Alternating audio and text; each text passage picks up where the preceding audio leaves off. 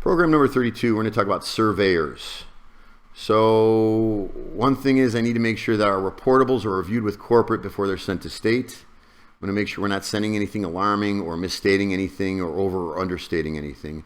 We need to make sure we're choosing our words carefully because it's the difference between surveyors coming out and once they're in your building you could find anything. So if we can explain the situation clearly and concisely and there is no ongoing threat and our programs and protocols are in place, there's a lot less likely chance that the surveyor is going to want to come visit us. So reviewing those reportables with one of your corporate nurses is really important.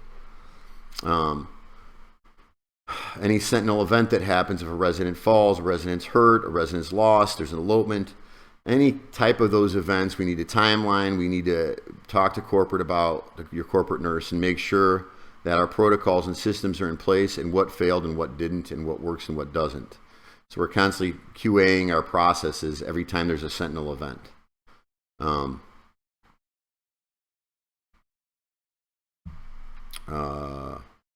We would like to keep our efforts towards seeing our surveyors only at annuals.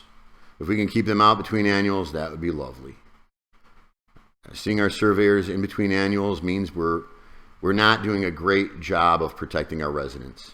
If they come close enough that it has to be evaluated by a surveyor to being hurt, then we're probably not doing a great job. We want to try to keep our scope and severity to D levels.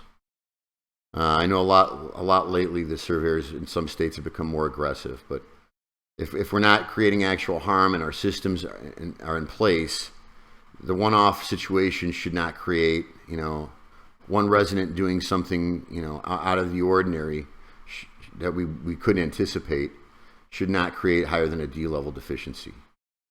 So we need to keep on top of those things and try to, make sure we're monitoring what we do and say and how we present to surveyors. They're a very important customer, and we do want to stay out of their crosshairs as much as possible.